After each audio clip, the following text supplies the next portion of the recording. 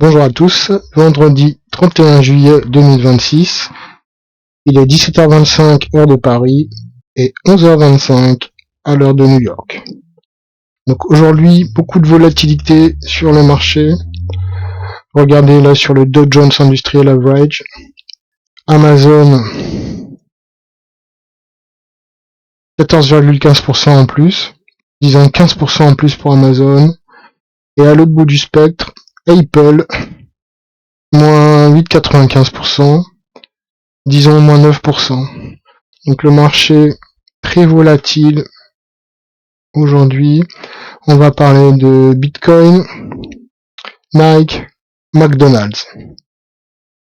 Pour ce qui est de Bitcoin, aujourd'hui, il est passé sous sa moyenne mobile des 200 semaines. Donc il affiche 62 410 $, avec une baisse de moins 3,56%. On constate que s'il repasse sous la moyenne mobile des 4 ans, il vient casser cette traîne des plus bas. N'est-ce pas, Bitcoin était plus bas, au plus bas le 30 juin, à 58 000 $. Puis il avait fait un nouveau plus bas le 28 juillet à 63 000 $.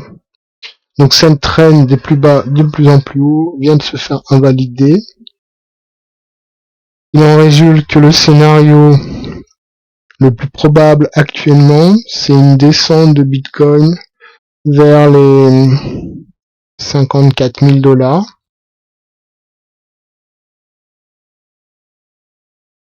Idéalement vers les 54 000 $ pour faire de la DCA. Je vous rappelle que nous on fait de la DCA le 8 et le 23 du mois. Voilà, vous voyez ici, c'est le 8 août. Probablement un Bitcoin sous les 60 000 $. À défaut, une remontée du Bitcoin vers les 66-67 000 $. Pour ce qui est de Nike, on constate que Nike aujourd'hui perd 1,60% à 41,62 $. Je vous rappelle qu'on a un objectif principal pour Nike qui est d'acheter Nike à 5% de rendement, c'est-à-dire autour des 33 $. À défaut, faire de la DCA, petite DCA, lorsque Nike ramène 4%, c'est-à-dire les 41 $. Il y a eu des résultats dans le footwear. Ici, on a eu les résultats de Crocs, qui étaient bons, voire même très bons. C'était hier soir. Record Q2, donc un record Q2, 1,2 milliard. Donc des bonnes nouvelles du côté de Crocs.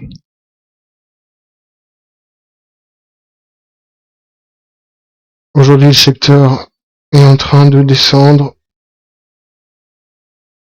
Une plus grosse descente, c'est Deckers, Nike, 62, 1,59.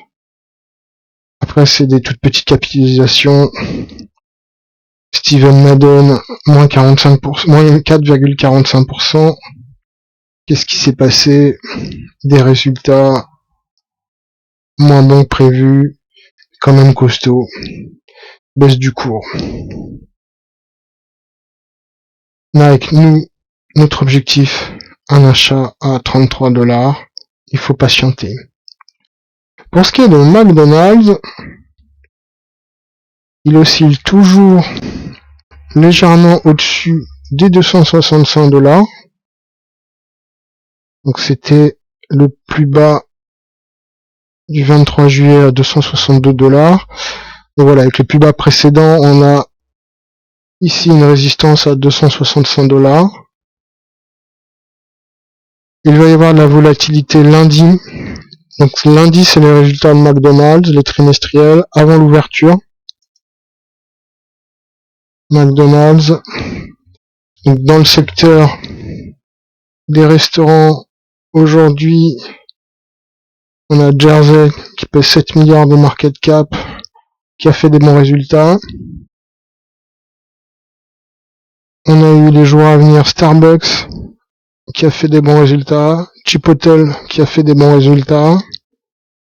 Donc on espère que lundi c'est au tour de McDonald's d'afficher des bons résultats trimestriels. Voilà le 3 août, c'est ici. Regardez, je vais mettre une petite barre verticale. Hop, et on va l'amener au 3 août. Avant séance, hein. Donc vers 14h30, 15h30, heure française.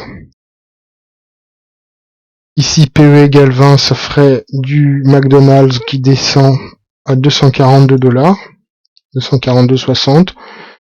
Ça fait 27 $ en moins. C'est beaucoup, mais il peut y avoir beaucoup de volatilité ce jour-là. Donc préparez les ordres limites. Alors c'est pas un conseil d'investissement bien sûr, c'est juste mon approche. Maintenant PE égale 20, ça reste un prix intéressant pour une action de la qualité de McDonald's. Voilà, c'est une journée calme. Je pense qu'on a fait le tour. Bitcoin, c'est la nouvelle la plus importante, repasse sous sa moyenne des 4 ans.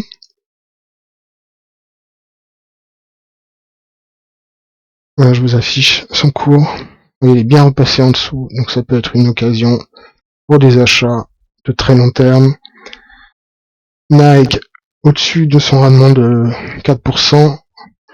McDonald's au-dessus de sa résistance des 265. McDonald's lundi, ce sera important de surveiller. Voilà, bon week-end à tous. Merci de m'avoir écouté. Bye bye.